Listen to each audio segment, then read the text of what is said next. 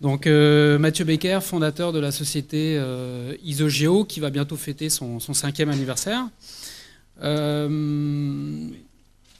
Donc on a vu ce matin, je pense, que qualité et conditions d'usage, donc la thématique de cette année, rime avec métadonnées. Donc ça tombe bien, c'est pour ça que je suis là aujourd'hui. Donc Isogeo, c'est vraiment simplifier votre vie pour la gestion des métadonnées, pour que vous vous concentrez justement sur le renseignement de la qualité, de la condition d'usage, mais aussi des conditions d'utilisation, des différentes généalogies de la donnée. Voilà, je suis très friand de nouveaux modèles. En fait, donc vous verrez qu'à Isogeo, on a notre propre modèle de métadonnées. On est évidemment inspiro-compatible, mais l'idée, c'est de le faire avancer de manière intelligible, pour le rendre le plus accessible possible, à la fois à des thématiques, à des démarches plus open data, mais aussi à des démarches Inspire, en France, mais aussi à l'étranger, à la fois dans le domaine public, mais aussi à la fois dans le domaine privé. Et l'idée, c'est de faire des métadonnées, mais on n'a pas trop évoqué l'aspect catalogage, donc qui est un ensemble de données, un véritable outil de communication. Voilà, j'ai entendu ces termes-là ce matin, pour que ces données soient de plus en plus accessibles, de plus en plus facilement. Donc on m'a demandé aussi de confronter la théorie de ce matin à la réalité aussi, donc c'est ce que je vais faire. En tout état de cause, le contexte est quand même aujourd'hui très propice au partage des données. Donc je fais la transition avec, je crois, la thématique de cet après-midi. On parle de qualité de données, on parle de conditions d'usage, c'est aussi pour les partager. Donc il y a Inspire, on en a parlé, il y a l'open data qui, je pense, fait beaucoup bouger les lignes actuellement, et notamment essayer de rendre le modèle Inspire Open Data compatible. Ce qui n'est pas évident, parce que d'un côté, il y a beaucoup de normes, et de l'autre côté, c'est un peu... il n'y en a pas. Mais il y a aussi l'aspect du web, notamment les aspects mobiles. On est de plus en plus géo quelque chose, et on voit que le SIG est en train de muter actuellement. Le web prend de plus en plus, enfin, on va dire les géants du web, pour parler que de Google, prennent de plus en plus de place aussi dans le monde du SIG en général. Et comme on est de plus en plus mobile, il y a la géo qui intervient de plus en plus. Oui, mais aujourd'hui, ça c'est la réalité du terrain. J'ai de moins en moins de difficultés à l'exprimer. Si je reprends ma casquette d'enseignant de l'ENSG, donc on organise une cinquantaine de visites d'entreprise en architecture des SIG. Ça se vérifie. On constate aujourd'hui que les administrateurs SIG, on pourra en reparler à déjeuner, sont souvent, voilà, j'ai entendu profusion de données tout à l'heure. Je crois que les données qu'on partage aujourd'hui, c'est simplement le côté visible de l'iceberg, mais il ne faut pas oublier aussi tout ce qu'il y a en dessous. Les administrateurs, les gestionnaires de données, les utilisateurs aujourd'hui sont sous une manne de données, une masse de données qui commence à être un petit peu difficile à gérer. Surtout si j'ajoute, et j'aime bien le faire, les données de type CAO-DAO qui sont souvent des données géographiques aussi également. Donc le constat qu'on fait aujourd'hui dans les SIG, ce sont, pour reprendre le schéma, on va dire, très classique de superposition d'informations, difficiles à gérer. Pourquoi? Parce qu'elles sont nombreuses, elles sont souvent dupliquées. On parlait de documentation, on parlait de la qualité et conditions d'usage, mais il n'y a pas que ça dans les métadonnées, il y a aussi beaucoup d'autres choses. Eh bien, elles sont peu documentées, voire très très peu documentées. Et souvent, nous, les organismes qu'on rencontre, il n'y a aucune métadonnée. Ces données sont souvent isolées, pour ne parler que d'un organisme, isolé dans différents serveurs, dans différents formats. Et si on réfléchit à un niveau d'un territoire, ce qu'on fait de plus en plus à Isogeo, on parle de gouvernance de données géographiques, on se rend compte aussi que les données sont isolées, on a affaire à des silos de données incompatibles les uns avec les autres. Si on prend un territoire, la région Île-de-France, il y a plus d'une centaine d'organismes qui manipulent au quotidien les mêmes données, et tout ça ne communique très très peu ensemble. Alors Isogeo, le pari d'Isogeo, c'est quoi? C'est maîtriser son patrimoine de données géographiques, autant que faire se peut, Et la philosophie derrière tout ça, moi, je préfère vous démontrer un peu, vous montrer la vision et la démarche d'Isogeo. J'ai très peu de temps. Et sachant qu'on a un stand, vous pouvez venir nous voir pour tous les aspects de démonstration. La philosophie, c'est vraiment de s'inspirer de ce qui existe dans d'autres domaines pour essayer de trouver des solutions. On voit que, voilà, rien qu'en parlant de la qualification des données, on voit qu'il y en a encore pour des années. On sait que le domaine des SIG avance très vite, de plus en plus vite. De toute manière, on voit que si on ne le fait pas d'une manière rapide, il y en a d'autres qui le feront. Hein, on voit aussi l'aspect Google qui arrive et qui n'hésite pas, ou l'aspect Open Data qui arrive et qui n'hésite pas à publier des données qui ne sont absolument pas documentées.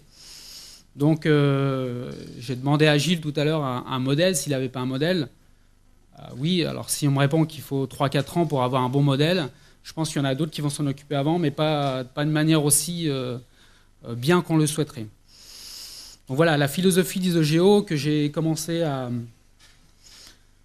réfléchir sur ces aspects métadonnées catalogage en 2004, alors que j'étais à l'agence d'Urba de la région Île-de-France. Donc on avait 3000 jeux de données à gérer.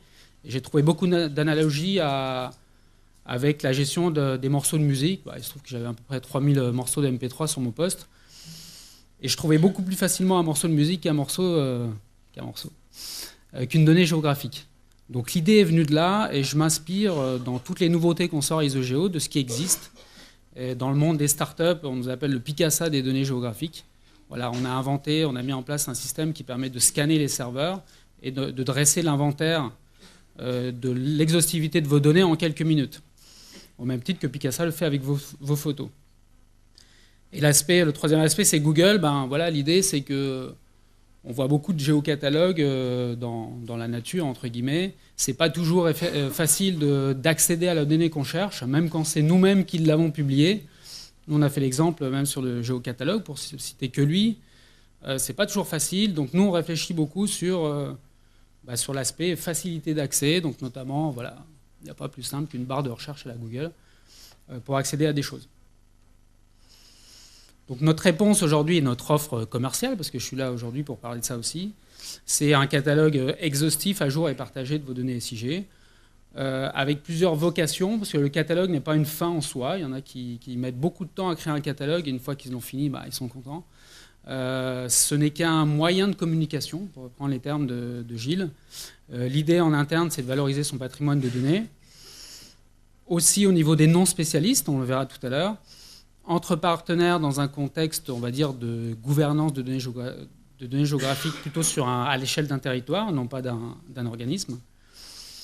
À Inspire, j'aurais presque pu le mettre entre parenthèses, parce que finalement, même les organismes publics qu'on rencontre, nous, aujourd'hui, ne se sentent pas toujours vraiment concernés par cette directive-là. Il faut l'avouer, ça leur paraît compliqué et puis difficile à atteindre.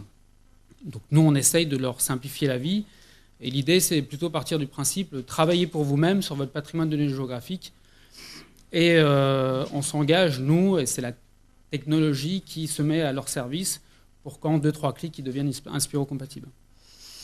Et aux citoyens, dans des démarches de transparence et de collaboratif avec le citoyen, avec un projet, notamment au Conseil général de la Manche, récemment remporté avec un partenaire, MG10, très focalisé sur l'open data, donc avec un projet à la fois Inspire et open data. Donc les fonctionnalités qu'on met en avant, je ne vais pas tous les passer en revue, je voulais juste sur cette slide marquer l'importance. J'entendais Esri parler de plateforme, je pense que c'est important de s'orienter au niveau technologique vers ce genre d'outils. Donc nous on est dans le cloud. Donc Isogeo, c'est une grosse API sur laquelle on développe des applications d'administration et de catalogage simple d'utilisation. Et les fonctionnalités que j'aimerais mettre en avant aujourd'hui, ce sont l'aspect Picasa, donc l'inventaire automatique. Donc c'est tout un concept on a mis 2 ans de R&D pour monter ça. C'est un concept qui a été breveté.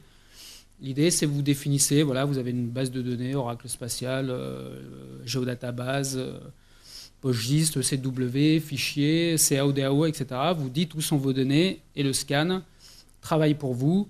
Et dans l'inventaire qu'il fait, il récupère une dizaine de champs qui correspondent aujourd'hui à peu près au tiers des métadonnées Inspire.